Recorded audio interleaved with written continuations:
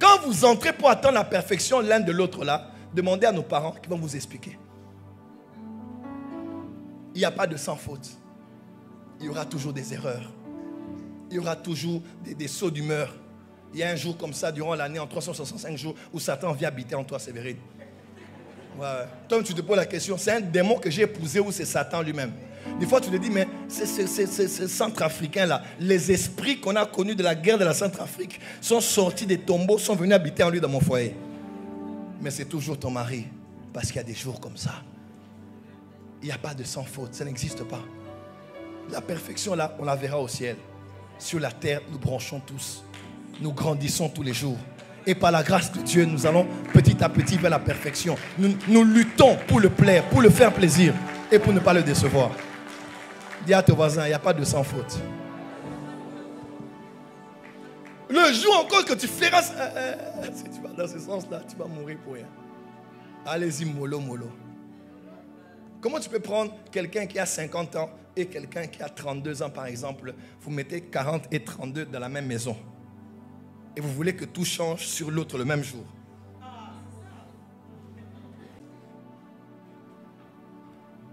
Qui est béni ce soir? Avancez.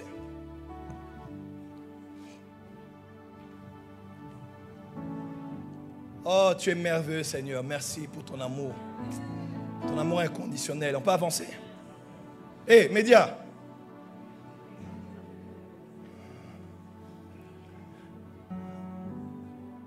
Romains 8, 35 à 39. Qui nous séparera de l'amour de Christ? Aïe, aïe, aïe, aïe, aïe, aïe. Sera-ce la tribulation, l'angoisse? Dis avec moi, arrête d'être angoissé.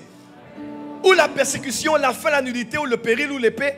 Selon qui est écrit, c'est à cause de toi qu'on nous met à mort tout le jour, qu'on nous regarde comme des brebis destinées à la boucherie. Mais dans toutes ces choses, nous sommes plus que vainqueurs par celui qui nous a aimés. Ah, pas par nous qui l'avons aimé, mais par celui qui nous a. Car j'ai l'assurance que ni la mort, ni la vie, ni les anges, les dominations, les choses présentes et à venir, les puissances, la hauteur, la profondeur, aucune autre créature ne pourra nous séparer de l'amour de Dieu manifesté en Jésus-Christ, notre Seigneur. Oh, donne-moi la main une fois là où tu es. Apocalypse 3, verset 9. Voici, je te donne ceux de la synagogue de Satan, qui se disent juifs et ne le sont pas, mais qui mènent, mais qui mentent. Voici, je les ferai venir se prosterner à tes pieds et connaître que je t'ai.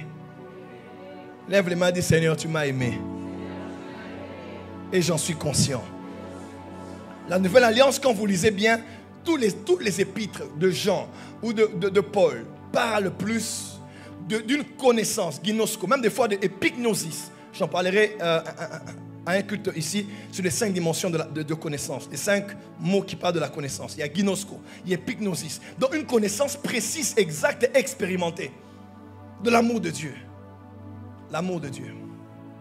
On peut avancer? 5e. Dans la loi, l'amour émane de l'homme pour Dieu, exprimé par des œuvres qui le démontrent. Dans la grâce, l'amour de l'homme pour Dieu est le reflet de la connaissance que l'homme possède de l'amour de Dieu envers lui.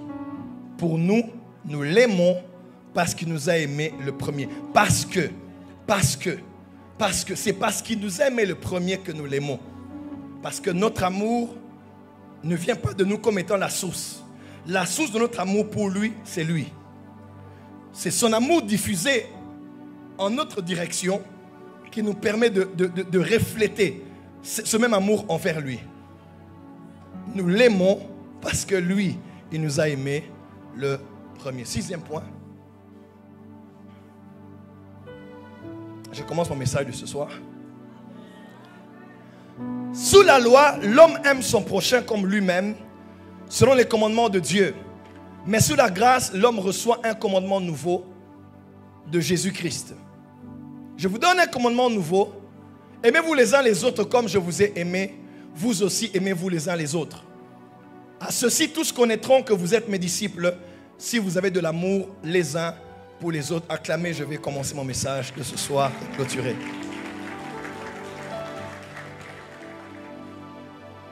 Pour vous prouver que que le verset de Matthieu 12 qui dit: tu aimeras le Seigneur ton Dieu de tout ton cœur, ton âme, ta force, ta pensée. Et tu aimeras ton prochain comme toi-même. Et la loi, au-delà de ce que Jésus a dit, pour vous attester cela, Jésus prend le soin par Jean de dire: je vous donne un commandement nouveau. À un verset après, quelques versets après, il dit: je vous donne mon commandement. En d'autres termes, Moïse vous a donné le commandement de Dieu qui présentait la loi. Mais moi, je vous présente un nouveau commandement qui est le mien. Et moi, je vous dis: aimez-vous les uns les autres comme moi, je vous ai aimé. Amen. Mon fils, viens. Non, mon fils, viens.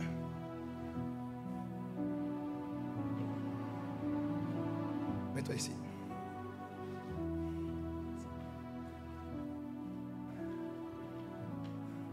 Pasteur Julien, venez aussi.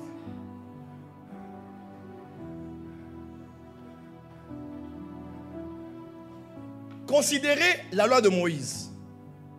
Le deuxième commandement, n'est-ce pas, qui résume avec le premier les 10 commandements. Tu aimeras le Seigneur ton Dieu. Nous avons dit ici, ce commandement ne nous concerne pas, c'est la loi. Bien que ça te blesse. Tu sais, la grâce dérange beaucoup ceux qui aiment prouver. La grâce dérange l'orgueil de l'homme. Quand on prêche sur la grâce, beaucoup de gens n'aiment pas. Parce qu'ils auraient voulu être reconnus pour avoir fait quelque chose. Ils auraient voulu être acclamés pour avoir donné quelque chose. Pour avoir été reconnus. Donc, parce que la loi te fait oublier toi et présente Dieu. Voilà pourquoi, sur la montagne de transfiguration, Moïse est apparu. Moïse représentait la loi. Et Élie représentait les prophètes. Mais quand la gloire de Dieu est descendue et Jésus a été transfiguré, lisez bien avec moi, la gloire de Dieu était tellement forte, Moïse et Élie étaient témoins et les deux ont disparu. Et la voix a dit: celui-ci est mon fils bien-aimé, écoutez-le. Parce que sur la montagne, Dieu voulait révéler à Pierre, Jean et Jacques: il n'est plus pour vous le temps de passer le temps à écouter la loi et les prophètes. Puisque la loi et les prophètes parlaient de lui. Jésus a dit dans Jean chapitre 5, 39 je crois, il dit: vous sondez les Écritures parce que vous croyez avoir la vie en elles. En effet, les Écritures rendent témoignage de moi. À vrai dire, que ce soit Moïse ou bien les prophètes, ils parlaient de plusieurs manières, par des animaux, par des cérémonies, par des personnages. Ils prophétisaient, ils préfiguraient ce que Jésus allait faire dans la perfection. Et nous sommes à la saison où la loi disparaît, les prophètes disparaissent, un seul reste au centre, il s'appelle Jésus, et c'est lui qu'on doit écouter, lui qui apporte la grâce. Ton amen n'est pas arrivé ici, dis amen très fort. Dis amen bien que je t'entende. Mais la loi a dit: tu aimeras ton prochain comme toi-même. Maintenant, regardez avec moi, ce verset ne nous concerne pas. Tu aimeras ton prochain comme toi-même. Écoutez-moi très bien, francophonie. Ce verset ne nous concerne pas. Parce que c'est la loi. Je peux te le démontrer. Comment? On vous appelle comment? Pasteur Julien. Et vous? Une élue d'Orient. Une élue d'Orient. Ton prénom est trop long. D'Orient. Et Julien. Julien. Ok. Julien. Julien. Et d'Orient. ok. Julien, tu aimeras d'Orient comme toi-même. Tu aimeras d'Orient comme tu t'aimes. Ça veut dire quoi? Ça veut dire le standard de l'amour que tu peux donner à Dorian est défini par l'amour que tu as pour toi-même. Tu vas aimer Dorian comme tu t'aimes. Est-ce que vous savez qu'il y a des gens qui ne s'aiment pas? Est-ce que vous savez qu'il y a des gens, quand ils sont devant la glace, ils se regardent. Ils commencent à se décortiquer chaque partie de leur être. Et se disent à la fin: je dois aller en Tunisie, je dois aller en Turquie, je dois aller au Liban, je dois aller en Inde. Quelqu'un peut dire amen?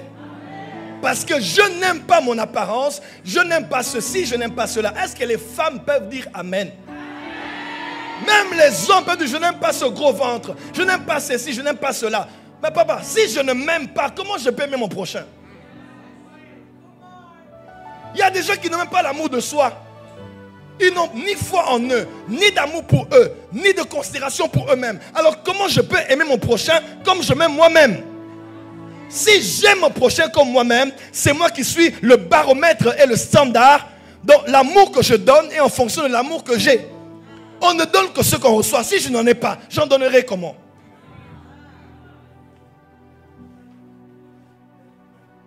Il y a des hommes qui entrent dans le mariage juste pour être aimés.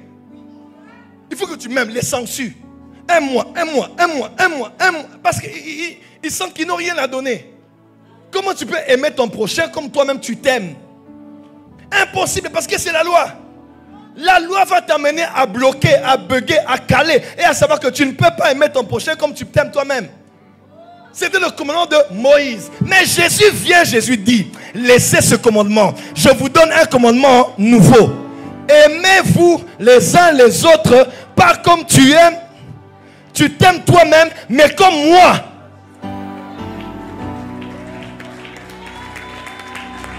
Je ne sais pas à qui j'ai parlé ce soir. Julien n'aime pas Dorian comme tu t'aimes toi-même, mais aime Dorian comme moi j'ai aimé Dorian. Je ne sais pas si quelqu'un a entendu ce que je dis ici. N'aime pas Dorian comme tu t'aimes toi-même, mais aime Dorian comme moi je l'ai aimé. Et comme je t'ai aimé toi aussi. Question. Comment est-ce que Dieu aime Dorian?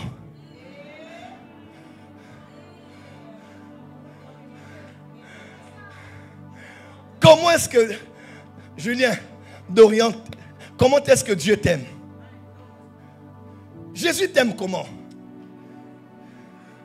Donc le standard, ce n'est plus toi. La référence d'amour, l'exemple, le modèle, ce n'est plus toi. Mais l'exemple et le modèle, la référence, c'est lui. Maintenant, je dois l'aimer lui comme Jésus m'aime. Je dois l'aimer lui comme je sais que Jésus l'aime. C'est quel genre d'amour? Voilà pourquoi quand on est chrétien, notre amour est surnaturel. Venez, descendez. C'est comme ça qu'on nous regarde. C'est comme ça qu'on nous regarde. C'est comme ça qu'on nous regarde. On bénit nos ennemis. On donne à ceux qui nous font du mal. On manifeste de la compassion envers ceux qui nous ont persécutés. Parce que ce n'est pas un amour ordinaire. C'est l'amour de Jésus.